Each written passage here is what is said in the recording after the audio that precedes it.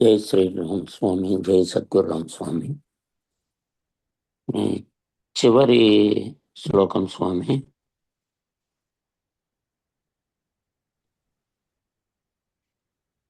ముత్యపు చిప్ప యొక్క యథార్థ జ్ఞానము లేని వాని కయ్యదేందు వెండి కనిపించినట్లు.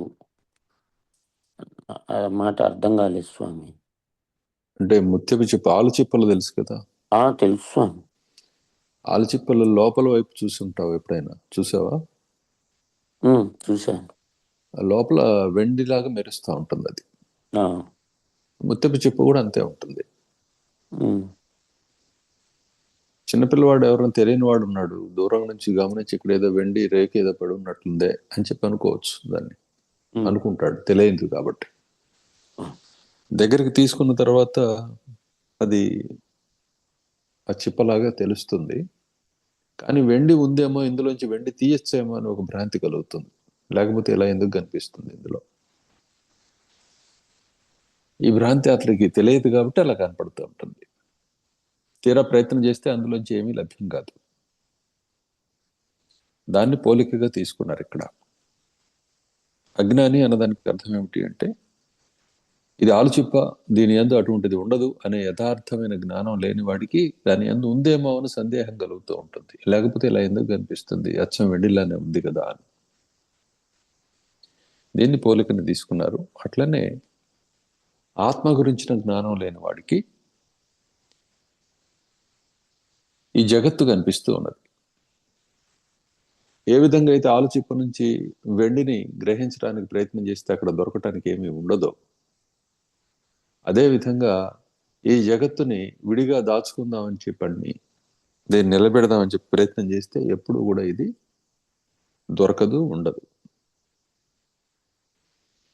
ఉంది అనుకునేవాడు ఆ పనికి కట్టుబడిపోతాడు, ఏదో విధంగా దాన్ని సాధించాలనే ప్రయత్నంలో. నిరంతరం అతడికి లభించేది అలా ఆ సాధనలో ఆలుచిప్పలో వెండి మాత్రమే. అంటే లేదు, లేనిది ఏదో దొరుకుతున్నట్లుగా దాన్ని గమనించుకుంటూ సాధనలో మునుగుతున్నాడు. ఇప్పుడు ఈ జగత్తులో అందరూ కూడాను వాళ్ళ వాళ్ళ జీవితాలు వాస్తవం అనే భ్రాంతితోటి దానిలో ఏదో సాధించాలి, ఇంకొక స్థితిని సాధించాలి అని చేసే ప్రయత్నం ఏదైతే ఉందో, ఈ సాధన అంతా కూడాను అజ్ఞానికి ఆలుచిప్పయందు, అదే ముత్యపు చిప్పయందు వెండి తోచినట్లు అన్నమాట. అక్కడ దొరికేది లేదు, ఇక్కడ దొరికేది లేదు. ఇది సంగతి.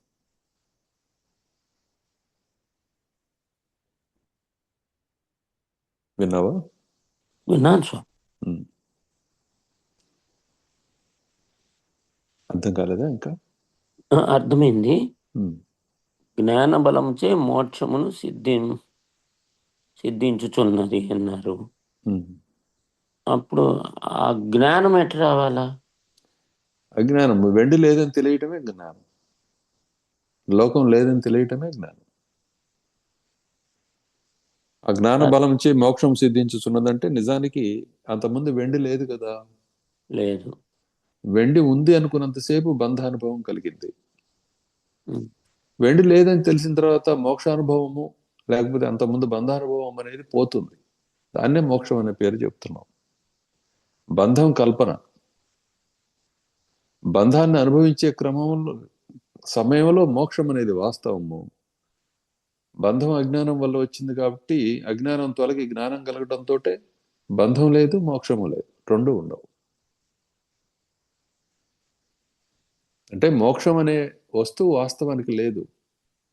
కారణం ఏంటి? బంధంలో ఉండేవాడికి మోక్షం వాస్తవం, బంధమే లేని వాడికి మోక్షం ఎలా వాస్తవం అవుతుంది? అర్థమైంది అనుకుంటా.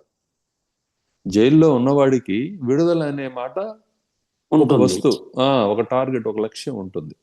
అసలు జైల్లోనే లేను నేను అని చెప్పి తెలిసిన వాడికి ఇంకా విడుదల అనే మాట ఎక్కడ ఉంటుంది? వాడికి డిక్షనరీలో లేదు అసలు. కాబట్టి బంధమోక్షాలు మిథ్యా.